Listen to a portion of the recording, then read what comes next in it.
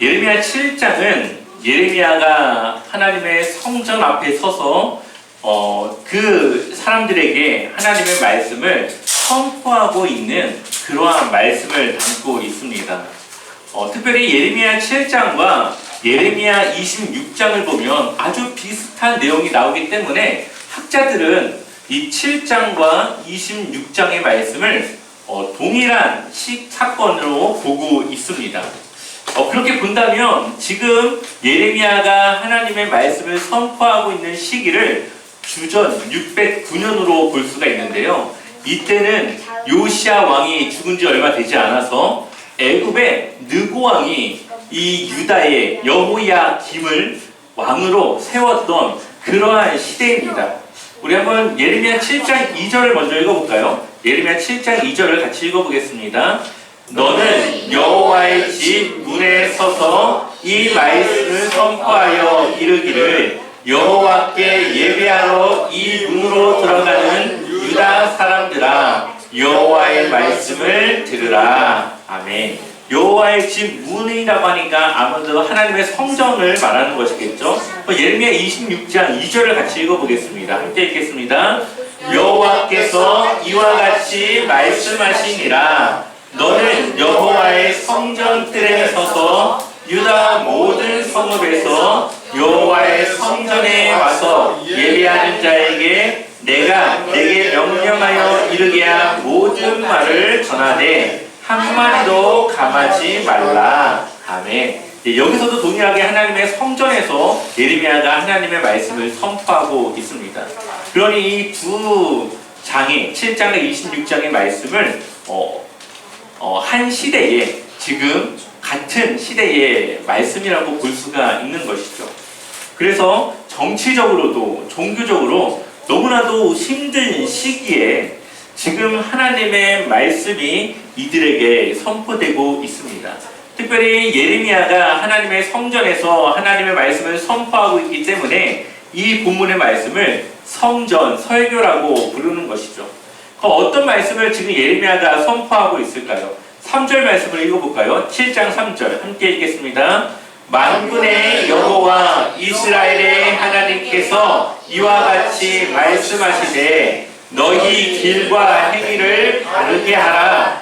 그리하면 내가 너희로 이곳에 살게 하리라. 아멘.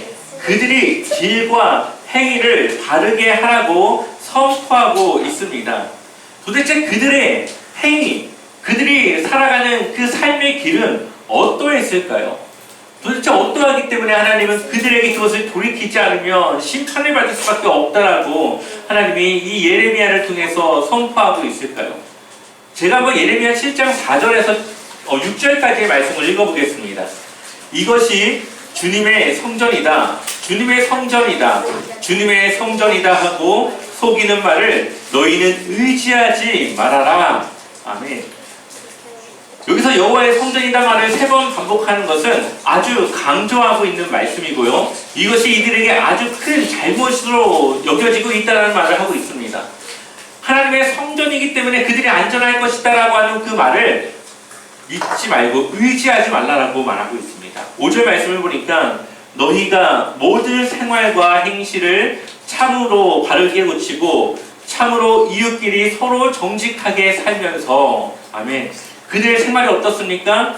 바르게 살지 않고 참으로 이웃끼리 서로 정직하거나 서로를 아끼거나 이웃과 함께 하나님을 주신 그 사랑을 나누며 살아가지 않고 있죠. 하나님과의 관계뿐만 아니라 이웃과의 관계 또한 그들은 온전히 세워지지 못했다는 것을 보여줍니다. 6절을 보니까 나그네와 고아와 과부를 억압하지 말고 이들이 약지 않습니까? 사회적? 이들을 보호하거나 이들을 위한 일들을 하지 않았습니다. 이곳에서 죄 없는 사람을 살해하지 않고 다른 신들을 섬겨 스스로 재앙을 불러들이지 않으면 그리고 7절에 내가 너희를 이곳에서 살게 해주겠다라고 말하고 있습니다. 결국 지금 이들이 행하고 있는 하나님 앞에서 잘못된 일들을 돌이키지 않으면 결국 하나님의 심판을 피할 수 없다라고 말씀하고 있는 것이죠. 그런데 유다는 결국 회개하지 않았습니다. 그리고 하나님의 심판을 받아야만 했고 결국 바벨론의 포로로 잡혀갈 수밖에 없었습니다. 그 이유는 그들은 하나님 앞에서 죄를 짓지만 그것을 죄로 여기지 못했고 죄를 죄라고 생각하지 않았기 때문이죠. 아마 이들은 이런 생각을 했을지 모르겠습니다. 아니 우리가 뭘 잘못했다고 겨우 이런 걸로 우리 심판하신다고? 아니 하나님의 성전이 지금 우리 유다에 있는데 이 성전, 하나님이 계신 이 성전을 누가 무너뜨린다는 얘기야? 지금 아마 이들은 이러한 생각을 하고 있겠죠. 하지만 하나님은 이들의 그러한 것들을 모두 죄라고 말씀하시면서 하나님은 이들에게 심판을 예고하고 있습니다. 여러분들은 어떻게 생각하십니까? 유다의 이런 모습들이 혹시 죄라고 생각이 안 여겨지십니까? 아마 그런 분들도 있을 거라 생각이 듭니다. 하나님의 편에 선 자들과 그렇지 않은 사람들의 관점이 다르기 때문에 누군가는 이 유다의 모습이 그렇게 큰 잘못을 저지르지 않고 있다고 생각할 수 있습니다. 제가 한번 좀 더 이해하기 쉽게 오늘 이 유다의 이야기를 한번 조금 시대를 바꿔서 다시 한번 쉽게 설명을 해보겠습니다. 여기 한 명의 성도가 있습니다. 이 성도는 태어나면서 하나님을 알았던 모태신앙으로 매주 교회를 빠지지 않고 잘 나가는 성도입니다.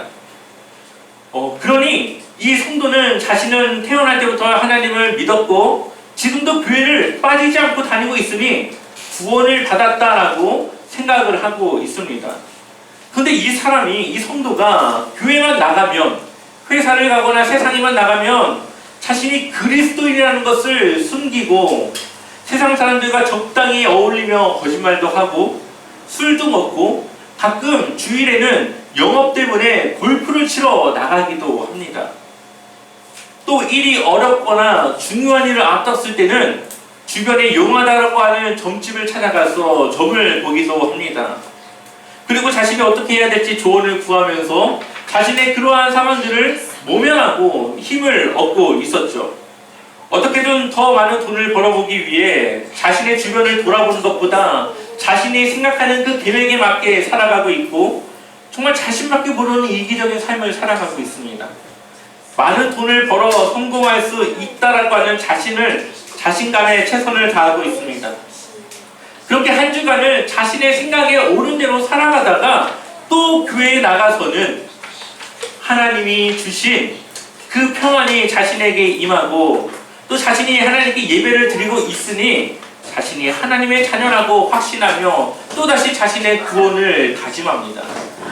그리고 또 세상에 나아가서 어떻게 할까요? 또 하나님이 없는 자기중심의 삶을 살아가고 있습니다. 여러분들은 이 사람의 삶을 어떻게 보십니까?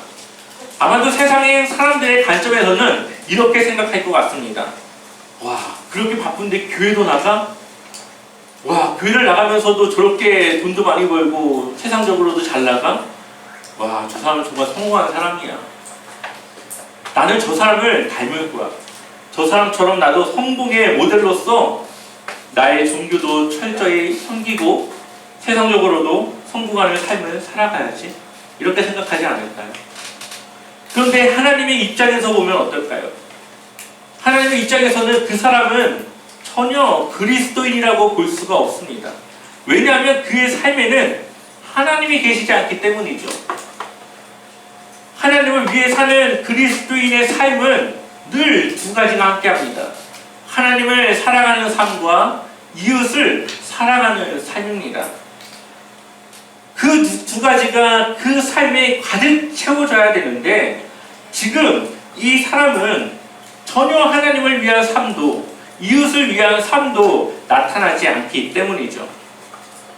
하나님을 위해 살아가는 사람은 늘 자신의 모든 선택에는 하나님은 그것을 어떻게 생각하실까? 하나님은 내가 어떤 걸 선택하는 걸 원하실까를 늘 기본적으로 깔고 있지만 앞서 말씀드린 그 사람은 늘 자기중심으로 자신이 생각했고 계획했던 대로 살아가고 있습니다. 또한 주일 예배 한번 잘 드린다고 그 사람을 그리스도인이라고 말할 수 없습니다. 이러한 삶을 유지해 간다면 결국에는 하나님의 심판을 당할 수밖에 없겠죠. 자신은 그리스도인이라고 구원받은 성도라고 생각할지 모르겠지만 하나님의 입장에선 전혀 그렇지가 않습니다. 그런데 남유다의 모습이 바로 그렇죠. 껍데기만 남은 신앙으로 살아가고 있습니다. 겉모습은 하나님께 예배도 잘 드리고 성전을 귀하게 생각하는 그러한 모습으로 살아가는 것 같지만 그들의 마음속에는 이방신들을 품고 이방신들이 원하는 삶으로 언제나 그 신을 향하여서 믿음을 가지고 살아가고 있습니다. 한번 그러한 모습들을 우리가 좀 더 자세하게 보도록 하겠습니다. 예레미야 7장 8절과 9절을 같이 읽어보겠습니다. 보라, 너희가 무익한 거짓말을 우겨놓는도다.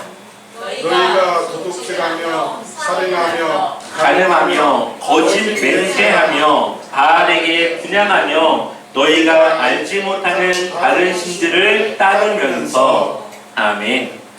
이스라엘은 하나님의 백성이죠. 하나님이 이스라엘과 시내산에서 언약을 맺을 때 그들이 하나님의 백성이라는 것을 알 수 있도록 무엇을 주십니까? 율법을 주십니다. 그 율법을 지킴으로써 그들은 거룩할 수 있었고 하나님과의 관계를 유지할 수 있었습니다. 근데 지금 예레미야 7장 8절과 9절에서 말하고 있는 것은 십계명의 내용입니다. 거짓말하는 거, 도둑질하는 거, 살인하는 거, 거짓 맹세하는 거, 간음하는 거, 그리고 하나님 외에 다른 신을 섬기고 있는 것, 모두 십계명의 내용을 이들이 지키지 않고 하나님과의 관계 속에 진실되게 살아가지 못하고 있다는 것을 이야기하고 있는 것이죠. 결국 이들이 하나님의 말씀도 하나님과의 약속도 지키지 않고 있는데 어떻게 구원을 받을 수 있겠습니까? 우리가 생각해도 이들이 하나님 앞에 구원받을 아무것도 없지 않습니까? 그런데 이들은 스스로 어떻게 생각하는지 아십니까? 예레미야 7장 10절을 보니까 너희는 이처럼 내가 미워하는 일만 저지르고서도 내 이름으로 불리는 이 성전으로 들어와서 내 앞에 서서 우리는 안전하다 하고 말한다. 너희는 그런 역겨운 모든 일들을 또 되풀이하고 싶어서 그렇게 말한다. 그들의 삶은 하나님하고는 전혀 상관없는 삶을 살아가면서 특별한 그 절기 때에 하나님께 나와서 예배드리는 그 모습 때문에 자신들은 구원받았다라고 생각을 하고 있는 겁니다. 자신들은 하나님께서 지켜줄 거라고 생각하고 있는 겁니다. 여전히 자신들이 하나님의 백성, 하나님의 자녀라고 생각하고 있다고 하는 것이죠. 이것이 얼마나 그들의 위험한 신앙입니까? 겉모습은 하나님을 섬기는 것 같지만 그들의 그 알맹이는 전혀 하나님을 사랑하는 마음을 가지고 있지 않죠. 이들에게 있어서 예배는 무엇입니까? 부적과도 같습니다. 부적을 가지고 있으면 그 부적이 나에게 아무런 효력도 없지만 괜히 내 마음은 평안하니까 사람들이 그 부적을 사서 가지고 다니는 거 아닙니까? 그것이 혹여나 나에게 도움이 될까봐. 이스라엘 백성들 또한, 이 유다 백성들 또한 하나님께 예배하는 것이 그렇게 그들에게는 내키진 않지만 그것을 해야만 이들의 마음이 평안하고 그나마 자신들이 지켜지고 안전할 것이라고 하는 그런 미신적인 마음으로 하나님을 섬기고 있다는 거죠. 이들의 삶을 조금 더 자세히 보도록 하겠습니다. 예레미야 7장 18절 말씀 같이 읽어보겠습니다. 자식들은 땔감을 줍고 아버지들은 불을 피우고 어머니들은 하늘 여신에게 줄 빵을 만들려고 가루로 반죽을 하고 있다. 또 그들은 나의 노를 격동시키려고 다른 신들에게 술을 부어 바친다. 이들이 아침 일찍 일어나 이 자식들은 불을 뗄 땔감을 정성스럽게 준비하고 아버지들은 그 땔감에 불을 피우고 어머니들은 모여서 맛있는 그 빵을 정성 들여 굽는데 누구에게 준다고요? 하늘 여신에게. 개역개정에는 하늘 여왕에게. 하나님께 드리는 것이 아니라 이들과 아무런 상관도 없고 아무런 효력도 없는 그 하늘 여신을 향하여서 그 귀한 반죽된 빵과 그 술을 그들에게 부어주고 있습니다. 그것이 하나님을 격동시키고 있다라고 말하고 있습니다. 이들이 왜 그렇게 할까요? 비를 내려주고 바람을 주고 해를 줘야 되는데 이것이 하나님이 아니라 이 하늘 여왕이 지금 그렇게 해줄 거라 믿고 하늘 여왕을 섬기고 있는 것이죠. 하나님을 위해서는 아무것도 하지 않는 그들이 하늘 여신 이방신을 위해서는 정말 그 정성을 들여서 섬기고 있는 것을 보게 됩니다. 이런 유다 백성을 바라볼 때 하나님의 마음은 어떠할까요? 분노가 차오르지 않겠습니까? 하나님이 이들의 이러한 모습들을 통하여서 격동하고 있다라고 말씀하고 있습니다. 한번 이러한 상황을 좀 더 쉽게 예를 들어보겠습니다. 두 남녀가 서로 사랑해서 아름다운 가정을 꾸렸습니다. 서로 부부가 되어서 서로 사랑해야 되고 서로 섬겨야 되는데 한 배우자가 아침 일찍 일어나 맛있는 식사를 준비합니다. 그리고 그것을 자신의 배우자에게 주는 것이 아니라 다른 이성에게 갖다 줍니다. 그러면서 자신과 함께하는 배우자는 무시하며 이야기도 하지 않고 섬기지도 않으면서 다른 이성들에게는 선물도 주고 밥도 사주고 매일매일 그 이성과 함께하고 있습니다. 그 가정은 어떻게 될까요? 깨질 수밖에 없지 않겠습니까? 두 사람의 관계가 깨졌는데 어떻게 그 가정이 유지될 수 있겠습니까? 근데 하나님과 이 이스라엘, 유다의 관계는 부부의 관계와 같습니다. 신랑 되신 하나님과 신부된 이 이스라엘의 이 관계와 같다라는 거죠. 신의 산 언약은 하나님과 그냥 언약을 맺은 것이 아니라 하나님은 이스라엘의 하나님이 되고 이스라엘은 하나님의 온전한 그 한 분 하나님만을 섬길 것을 약속하는 마치 서약을 하는 그러한 약속과도 같은 것이었습니다.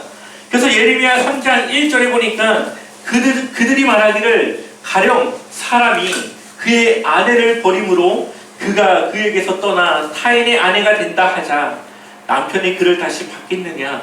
그러니까 하나님이 이스라엘을 다시 받기 어렵다는 거죠. 그리하면 그 땅이 크게 더러워지지 아니하겠느냐 하느니라. 내가 많은 무리와 행음하고서도 내게로 돌아오려느냐. 그러니까 이스라엘이 이방신들을 그렇게 섬기고 하나님께 돌아온다고 하는 그것에 하나님이 말씀하고 있습니다. 8절을 보니까 내게 배역한 이스라엘이 간음을 행하였으므로 내가 그를 내쫓고 그에게 이혼서까지 주었으되 그의 반역한 자매 유다가 두려워하지 아니하고 자기로 가서 행음함을 내가 보아노라. 아멘. 여기서 말하는 행음이라고 하는 것은 육체적인 행음이 아니라 그러니까 하나님을 두고 또 다른 이방신들을 섬기며 다니는 그들의 그 모습이 마치 불륜을 저지르는 그러한 사람들과 같은 행음하는 일이라고 하는 것을 말하고 있습니다. 신랑 되신 하나님을 사랑하지 않고 이방인들을 섬기며 살아가는 그들의 모습이 바로 하나님 앞에서 간음하는 여인과 같이 보여진다라고 하는 거죠. 하나님은 멸망당한 북이스라엘을 보면서 유다가 깨닫길 원했습니다. 이 우상을 섬기면은 저렇게 멸망할 수도 있구나. 하나님을 떠나면 우리도 저렇게 되겠구나. 그것을 깨닫길 원했는데 유다는 북이스라엘보다 더 심하게 우상들을 섬기며 하나님께 돌아가기보다는 더 큰 죄를 지으면서 자신들의 죄를 깨닫지 못하고 있다는 것이죠. 그러면서도 그들은 뭐라고 생각합니까? 성전이 우리에게 있으니까 하나님이 우리와 함께 하니까 우리는 안전할 거야. 우리는 심판받지 않을 거야. 근데 이렇게 생각하는 이유가 두 가지가 있습니다. 하나는 이 시온설이라고 하는 이야기인데요. 이 시온은 예루살렘을 말하고 이 예루살렘에는 하나님의 처소인 성전이 있습니다. 그 성전은 누가 임재하시는 것이죠? 하나님이 임재하는 것이죠. 그러니 하나님이 임재하는 성전을 누가 무너뜨릴 수 있겠습니까? 하나님이 계신 그곳을 누가 이길 수 있겠습니까? 그걸 믿는 겁니다. 그러니까 하나님이 임재하시는 그 성전을 누구도 무너뜨릴 수 없고 결국은 자신들은 안전하다라고 생각하고 있는 것이죠. 두 번째는 다윗과의 언약을 이들이 맹신하고 있는 겁니다. 하나님이 다윗과 언약을 맺죠. 너의 나라를 영원히 내가 보존해 주겠다. 너로 인하여서 영원한 왕이 나오게 해주겠다. 그러니까 이 이스라엘 백성들, 이 남유다는 다윗과 하나님이 영원히 우리 나라를 보존한다고 했으니까 우리 나라는 누구도 무너뜨릴 수 없을 거야. 지금 이러한 맹신을 하고 있는 것이죠. 그러니 자신들이 하나님께 죄를 지으면서 정말로 하나님 앞에 그렇게 더러운 죄를 지으면서도 회개하지 못하고 자신들의 안전을 보장받을 거라고 하는 믿음을 가지고 살아가고 있습니다. 근데 결론적으로 어떻게 됩니까? 성전은 무너졌죠. 그리고 이스라엘은 나라가 멸망하고 나라가 없어졌습니다. 영원히 통치될 것만 같았던 자신들의 그 나라는 멸망해버렸고 그들이 바벨론의 아주 수치스러운 모습으로 아주 모욕을 당하면서 그렇게 비참하게 끌려가게 됩니다. 우리는 구원이라고 하는 것은 하나님께 전적으로 달려있다는 것을 기억해야 합니다. 그러나 아무리 하나님께 이 구원이 달려있다 하더라도 우리가 하나님께 반응하지 않고 하나님을 위해 살아가지 않는다면, 이 구원에 대한 합당한 열매가 우리의 삶에 나타나지 않는다면 우리는 구원받을 수가 없습니다. 왜냐하면 우리는 하나님과 아무런 관계가 없는 그런 사람이기 때문이죠. 자신의 삶은 하나님과 무관하게 살아가면서 교회의 출석만으로 구원을 확신하거나 보장받을 거라고 생각해서는 절대 해서는 안 되는 것이죠. 그런데 정말 무수히도 많은 그리스도인들이라고 하는 그 사람들이 교회에 나가서 예배를 드리기 때문에 자신이 구원을 받았다라고 생각하는, 그런 착각하는 사람들이 많이 있습니다. 하지만 예배의 출석이 구원을 보장하진 않습니다. 구원받은 성도가 예배를 드리는 것은 맞지만 예배를 드렸기 때문에 하나님의 자녀라고 볼 수는 없는 것이죠. 구원은 우리의 행위에서 오는 것이 아닙니다. 하나님의 은혜이고 선물이죠. 그 은혜를 감사해서 이제는 내가 하나님을 위해서 무엇을 해야 될까를 고민하며 주님을 위해 살아가는 것, 그것은 구원에 합당한 열매를 맺는 것입니다. 그 일을 위해서 우리 안에 성령님께서 우리를 인도해 주시기 때문에 구원을 받은 사람에게는 반드시 구원에 합당한 열매를 맺는 삶의 열매가 맺히게 된다는 것이죠. 그것을 통해서 그 사람의 구원의 여부를 우리는 볼 수 있는 것입니다. 예레미야서는 당시 예레미야의 말씀을 들었던 사람들보다도 바벨론의 포로로 갔다가 다시 돌아온 사람들, 다시 바벨론의 포로에서 돌아온 이 이스라엘 백성들이 이 예레미야서를 다시 돌아보면서, 아, 우리가 바벨론에 잡혀간 이유가 이거였구나. 우리가 우상을 섬겼기 때문에 우리가 바벨론의 포로로 잡혀가고 그런 어려운 삶을 살 수밖에 없었구나. 이것을 깨닫기 원하는 것입니다. 그래서 이들이 두 번 다시는 하나님 앞에 또 똑같은 죄를 범하지 않게 하기 위한 그러한 하나님의 방법이기도 한 것이죠. 이 예레미야서는. 그렇다면 우리에게도 이 메시지를 통해서 주는 것이 있지 않겠습니까? 우리도 이 유다와 똑같은 죄를 짓지 않기 위해서 우리는 이 예레미야서를 통하여서 우리에게 주는 메시지가 무엇인지를 바라봐야 합니다. 우리는 이 예레미야서를 통하여서 지금 이 시대를 돌아봐야 하는 것이죠. 많은 사람들이 신앙의 알맹이가 빠진 껍데기와 같은 신앙으로 살아가고 있습니다. 제가 다른 사람들의 신앙을 이렇다 저렇다 판단할 수는 없겠지만 그렇다고 하더라도 그래도 좀 그런 부분에 대해서 이야기를 한다고 한다면, 어떤 사람은 교회에 나가서 정말 많은 헌금을 하기도 합니다. 그리고 어떤 사람은 교회에 나가서 정말 많은 봉사를 하기도 합니다. 근데 그 이유가 자신의 믿음이 부족하니까, 자신이 한 주간 하나님을 위해서 열심히 살지 못해가지고 그것에 대한 미안함으로 어떻게든 그것을 채워보려고 헌금도 많이 하고 봉사도 많이 하는 사람들을 보게 됩니다. 그러나 헌금을 1억을 했든 100억을 했든 그 사람은 그걸로 구원 못 받습니다. 그 헌금으로는 절대 구원받을 수가 없습니다. 교회에 나와서 일주일 내내 잠을 줄여가며 하나님을 위해서 봉사했다 하더라도 그 사람의 믿음을 절대 채울 수가 없습니다. 우리는 이런 행위로 우리의 부족한 믿음을 채우거나 우리의 구원을 사려고 해서는 안 되는 것이죠. 구원은 그런 것들로 받는 것이 아닙니다.